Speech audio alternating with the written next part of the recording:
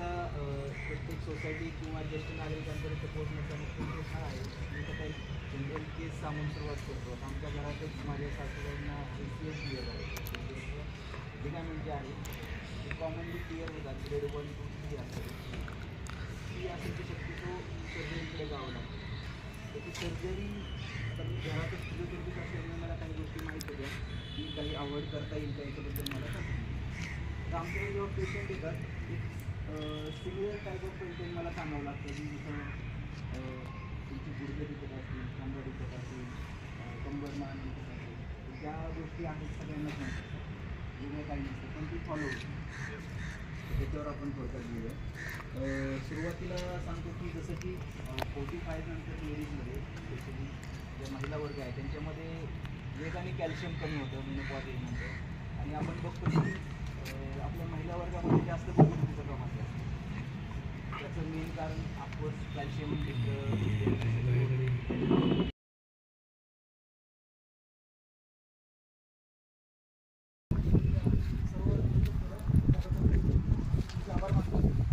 बायको गेली माहेरी काम करी पितांबरी पासून आमची सुरुवात झाली. 2026 साली 38व्या वर्षी पदार्पण झालं. आमची home care, health care, agro care, tourism, solar असे विभिन्न डिव्हिजन आहेत. त्यामध्ये हेल्थ केअर म्हणजे आयुर्वेदिक डिव्हिजनमध्ये मी सागर रणखंडे 9 वर्ष झालं नोकरी करत आहे. आज इथे येण्यामागचं कारण आपण आपले दैनंदिन जीवन जगत असताना आपल्या सर्वांना सांधेदुखी, पाठदुखी, गुडघेदुखी, कंबरदुखी असे विभिन्न आजार होतात. त्यासाठी आपण काय करतो, जवळच्या डॉक्टरांकडे जातो किंवा मेडिकलमध्ये जातो. डॉक्टर आपल्याला पेन किलर इंजेक्शन देतात, पेन किलर गोळी देतात. मेडिकलमध्ये गेलो की ब्लू ओलिन किंवा पेन किलर गोळी देतो.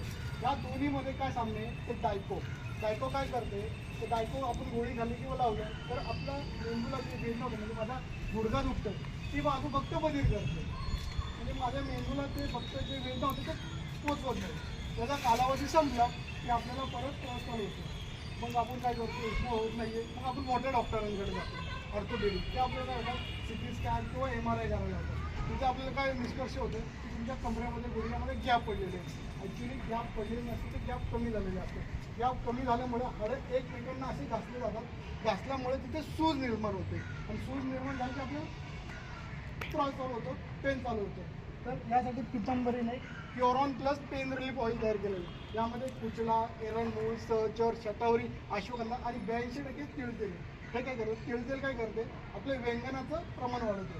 व्यंजनाचं प्रमाण वाढलं की हळूहळू आपल्यामध्ये गॅप कमी होतो. आणि कुचला आणि एरंडमूळ जी स्नायूंना आलेली सूज कमी करते. आणि अश्वगंधा, शतावरी स्नायू बळकट करते.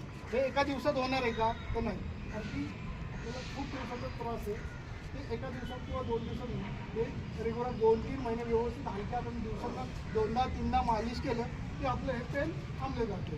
बाजारामध्ये 220 रुपये किंमत आहे. आज इथं आपल्या कार्यक्रमामध्ये 170 रुपयाला अवेलेबल आहे. दुसरं प्रोडक्ट आहे गोमूत्र प्लस कॅप्सूल. आपल्याला माहिती आहे आपले पूर्वज नित्यनेमाने देशी गायचे गोमूत्र पीत होते, पण आता आपण ते घेऊ शकत नाही. त्याला मुख्य 2 कारण आहेत, एक उग्रश्वास आणि गाण्याची चव. यासाठी पितांबरीनेच देशी गायच्या गोमूत्रापासून गोमूत्र प्लस कॅप्सूल तयार केलेली आहे. त्याचा खूप चांगला उपयोग वयाच्या 40 नंतर शरीरामध्ये जो बदल होतो म्हणजे कोलेस्ट्रॉल वाढतं. आणि आपल्याला माहिती आहे कोलेस्ट्रॉल वाढलं की BP आणि शुगर आणि BPचं प्रमाण वाढलं की हृदयाचा अटॅक येऊ शकतो. त्यासाठी पितांबरीने गोमूत्र प्लस कॅप्सूल तयार केलेलं आहे. त्याने आपलं वजनही कमी करते, पोटही साफ होते आणि कोलेस्ट्रॉलही नियंत्रण होते. 65 रुपये MRP आहे, तिथे 60 रुपयाला इथे अवेलेबल आहे. तिसरं प्रोडक्ट आहे कंटेकेअर आडोसा. आता आपल्याला माहिती आहे की जसं की ऋतू बदलतो, जसं आता हिवाळा चालू आहे, हिवाळ्यामध्ये आपल्या सर्वांना सर्दी आणि खोकला होतो. आणि खोकल्यासाठी आपण काय करतो, तर आपण जवळच्या मेडिकलमधून आडूळसा आणतो.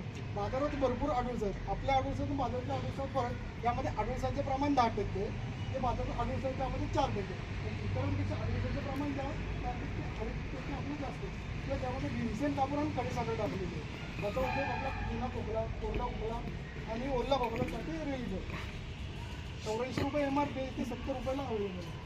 पुढचं प्रोडक्ट आहे कंटेकेअर होती, जे आत्ता सर आणि मी जोरात बोललो की त्यामुळे आम्ही बोलतो, त्यामुळे माझा घसा सुटलेला आहे. तो व्हायरल इन्फेक्शनमुळे असं सारखं होतं. ज्येष्ठमत पुदिना इतकं कंटेकेअर होती, जिथं आपण कितीही गोळ्या ह्या करू शकतो आणि याने आपला आवाजही मोकळा होऊ शकतो. 45 रुपये MRP ते 40 रुपयाला अवेलेबल आहे. तसेच 5वं प्रोडक्ट आहे सर्दीचा बाब. आपल्याला माहिती आहे की सर्दीसाठी आपल्याला फक्त विक्सच हा अवेलेबल आहे, पण विक्सला पर्याय म्हणून कंटकेअर कोल्ड पंप निर्गिरतेनं अल्वाईनवानी बनवलेलं आहे. आपल्याला सर्दी झाली की दिवसभर आपण पेलू शकतो, पण झोपताना आपण पेलू शकत नाही. कोणत्याही कुशीवर झोपलं की नाकपुडी आपली जाम होते आणि आपल्याला झोप लागत नाही. झोपताना फक्त नाकावर रब केलं की नाकपुडी मोकळी होते आणि शांतपणे झोप लागते. 50 रुपये MRP, 30 रुपयाला इथे अवेलेबल आहे. आणि शेवटचा प्रोडक्ट पंचरस बुकवास. तिखट तेलकट खाल्ल्यामुळे किंवा बाहेरचं पानपुरी वडापाव खाल्ल्यामुळे आपल्या छातीमध्ये जळजळ होते किंवा जेवणाची वेळ बदलल्यामुळे आपल्याला पचनाचा त्रास होतो किंवा जेवण झाल्यानंतर आपण जसं की बडशेप खातो. बडशेप बरोबर काही आयुर्वेदिक प्रोडक्ट यामध्ये त्यामध्ये ज्येष्ठमध, शत्रुन पाजून काप, सुपारी विहिरी आणि हे चवीला गोड आहे. लहानांपासून मोठ्यांपर्यंत खाऊ शकतो. 60 रुपये MRP, 50 रुपयाला इथे अवेलेबल आहे. आपण इथे आम्हाला आणि सर्वांना येण्याची संधी दिली आणि आपण सगळे इथे उपस्थित राहिला त्याबद्दल आपल्या सर्वांचे धन्यवाद. म्हणतो सगळं माहिती असतं पण होत नाही. नोईंग इज नोईंग पण डुईंग इज डुईंग असतं. म्हणजे व्यायाम करण्याचं महत्त्व माहिती आहे, पण बरेच जण व्यायाम करत नाहीत. व्यायाम करणं म्हणजे रेग्युलर ॲक्टिव्हिटी हवी. मी असं नाही 4 दिवस व्यायाम केले आणि आता माझं पार्ट आहे.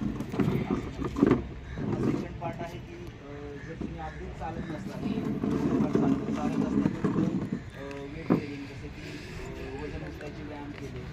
योगासनामध्ये फ्लेक्झिबिलिटी वाढते, स्ट्रेंथ वाढत नाही हे लक्षात ठेवावं. स्ट्रेंथ ट्रेनिंग पण थोडं करणं गरजेचं असतं. स्ट्रेंथ ट्रेनिंगसाठी जिमला जावं असं काही नाही. सर 50, 60, 70 वय आहे ते वजन उचलायचे व्यायाम करणं अपेक्षित आहे का? हो. तुमचं उलट नंतर मसल गर्थ कमी होत झालेली असते, म्हणजे स्ट्रेंथ कमी होत असते, तेव्हा वजन उचलायचे व्यायाम करणं अपेक्षित. तर ते डेफिनेटली खाली असेल तर चांगली गोष्ट आहे. नसेल तरी म्हणजे तुम्ही सिम्पल जे ॲक्टिव्हिटी करता जसं बायसेप ट्रायसेप जरी केले किंवा गुडघ्याचे स्नायूचे व्यायाम जरी केले तरी खूप फरक पडतो. ह्या 2 गोष्टी हे आहेत. त्यानंतर आपण थेट फिजिओथेरपीवर येऊ. फिजिओथेरपीमध्ये नक्की काय सर तुम्ही आले तर आम्हाला असं वेगळं काय सांगणार आहे? तर वेगळं काहीच नाही आहे. साधारण पेशंट आमच्याकडे बऱ्यापैकी येतात खांदेदुखी, मान, कंबर आणि गुडघेदुखी हे कॉमन आहेत. म्हणजे 70 ते 80% प्रमाण याच पेशंटचं आहे. तुमच्याकडे बसलेल्यानंतर की पण बऱ्याच जणांना गुडघेदुखी असणार आहे किंवा हे जनरल प्रॉब्लेम आहे तर त्याला एक जनरल सोल्युशन सुरुवातीला असणार आहे. म्हणजे पहिलं उत्तर झालं सप्लिमेंट, तर तुम्ही ट्रीट घेऊ शकता किंवा डॉक्टरांच्या सल्ल्याने घेऊ शकता. दुसरं उत्तर आहे व्यायाम. हे सिम्पल व्यायाम आहेत. तुमचा सोसायटीचा ग्रुप असेल तर त्याच्यावर आम्ही सॉफ्ट कॉपी पाठवू शकतो. याची गुडघ्याची सगळ्या याची चार्जची मी पाठवली, त्याचे मी तिथे आल्यावर चार्ज घेतो. ते तुम्हाला पाठवू. ते सिम्पल आहेत, कॉमन असतात व्यायाम, पण करणं अपेक्षित असतं. तर तुम्ही सरांच्या थ्रू किंवा काही केलं की पाठवून द्यायचं. सिम्पल व्यायाम आहे. स्पेशली जे आपल्या घरातले एजेड लोक आहेत त्यांच्यासाठी ते सुरुवात करा. म्हणजे बऱ्याच गोष्टींची गरज पडत नाही, आमच्यापर्यंत यायची पण गरज पडत नाही. नंतर आता फिजिओथेरपीमध्ये आम्ही काय करतो, सुरुवातीला आपण फ्रोझन शोल्डरवर थोडंसं बोलूया. कुठल्याही गोष्टी कारणाने आपला खांदा वर न जाणे याला आपण जनरलाइज फ्रोझन शोल्डर. फ्रोझनचा अर्थ आहे की आज स्टिफ झाला आता काय, पण ही खूप जनरलाइज टर्म वापरली जाते. तुम्ही ऑर्थोकडे गेला, कुणाकडे गेला की ते जनरली फ्रोझन शोल्डर.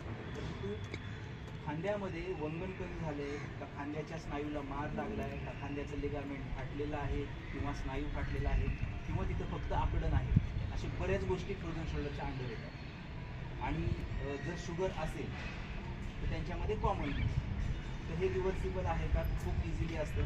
तर व्यायाम पहिली गोष्ट आहे. आम्ही फिजिओथेरपीला आमच्याकडे आल्यानंतर पेशंटला काही व्यायाम मोडॅलिटीज मॅडम त्याच्यावर सांगतील थोडं, त्याने उपचार करतो. त्यानंतर मान आणि कंबर दुखीवर आपण तसंच बोलतो की सतत आता आपल्याकडे मोबाईल कंटिन्यू वापरतो. पूर्वी आपण आम्ही विचारायच्या हिस्ट्रीमध्ये तुमचं लिखाण काम आहे का, टीचर असतील तर तुमचं ॲटोमॅटिक मान थोडी खाली, सगळ्यांच्या हातात मोबाईल आहे. आपलं डोक्याचं वजन साधारण 4-4.5 किलो असतं डोक्याचं वजन मेंदू, आणि त्याच्या खाली मानेचं तुम्ही बघताल तर आतमध्ये बघतो स्पाईन, तो पूर्ण डोक्याला पकडून राहतो. जेव्हा मी थोडा अँगल बदलतो तर मानेवर येणारा ताण दुप्पट वाढतो. आणि आपण दिवसभर बघतो सतत आपली ॲक्च्युली मान कुणाचीच अशी नसते, जे की नाहीच आहे. नॉर्मली आपण असं आहे, परंतु जेव्हा ते खाली जास्त जाते तेव्हा तो स्ट्रेस वाढतो. तर ते अवॉइड आपण करू शकत नसेल, जर कामच असेल आणि काम असेल तर त्याच्या लिखाण काम करून त्याला आम्ही सांगणार का नाही करायचं, तर तिथे व्यायामाची गरज आहे. तिथे फिजिओथेरपीमध्ये जर दुखणं वाढलेलं असेल तर आम्ही काही मोडॅलिटीसाईडनी उपचार करतो. प्लस कमरेचं आहे, कमरेमध्ये आपण जे म्हणतो सायटिका म्हणून हा प्रकार एक कॉमनली वर्ड आहे सेम फ्रोझन शोल्डर. सायटिका ही मेडिकल टर्म नाही ॲक्च्युली एक सायटिक नावाची नव आहे. तुमचा 4-5 माकडामध्ये नस दबत असेल, ती सायटिक नव आहे. तिचं इन्फ्लामेशन किंवा ती दबल्यामुळे पायात सणकण मुंग्या येणं, दुखणं, पाय बधीर वाटणं, जड होणे, कंबर दुखणे, याला आपण जनरलाइज सायटिका म्हणतो.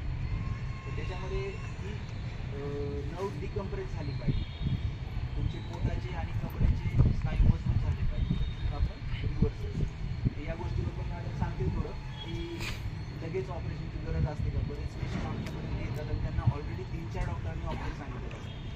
दुर्दैवाने आता इथे मेडिको असतील पण माहीत नाही, परंतु आपल्या इथे जे मी पूर्ण भारतात सांगतो की मेडिकल इंडस्ट्री किंवा जे वैद्यकीय क्षेत्र आहे ते व्यावसायिक झालेलं आहे.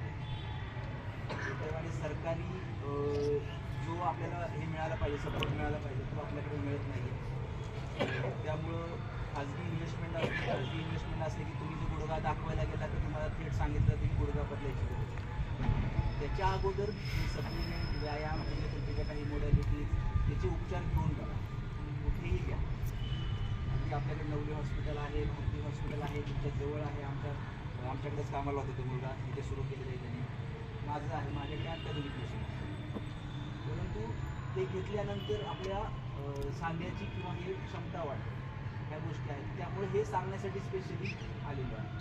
दुसरं आपल्याकडे आत्ताच हे झाले, निवडणुका झालेल्या. निवडणुकीत आय डोंट थिंक की मुद्दा कोणी उपस्थित केला की आपल्याकडं प्रायमरी हेल्थ सेंटर जसं ग्रामीण भागात असतं जिल्हा परिषदचं, तसं कॉर्पोरेशनचं पण असतं. आणि त्याच्यामध्ये फिजिओथेरपी हा सब्जेक्टसुद्धा त्यांनी देणं अपेक्षित आहे.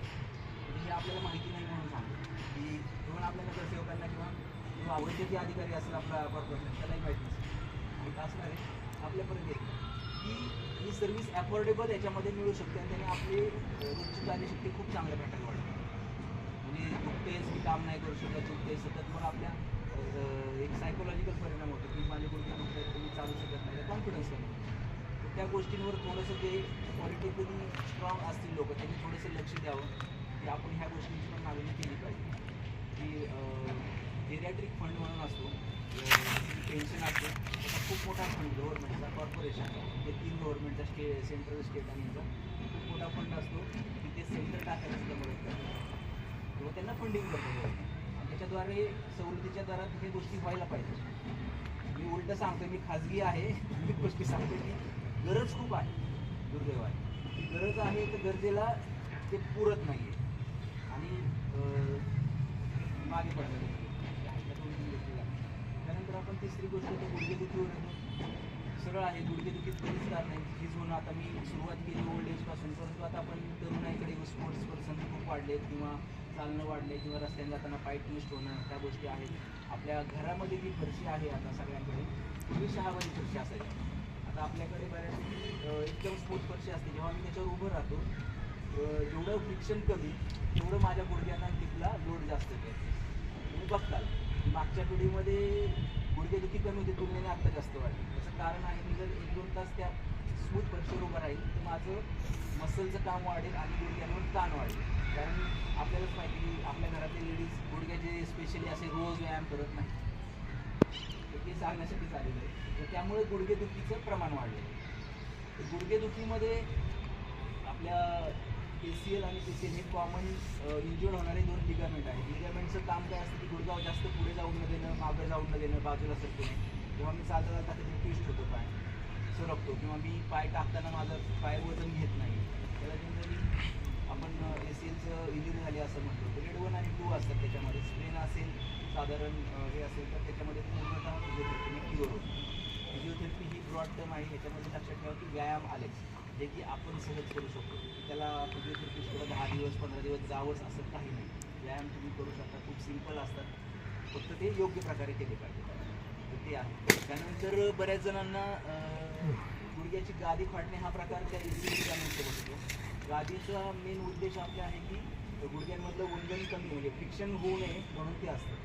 बऱ्याच गादी फाटते. त्याच्यामध्ये परत सप्लिमेंटमध्ये कोलॅजन हा प्रकार आहे. कोलॅजनच्या गोळ्या मिळतात मार्केटमध्ये. तुम्ही गेले झीज झाली तर डॉक्टर आता डायरेक्ट त्या गोळ्या देतात.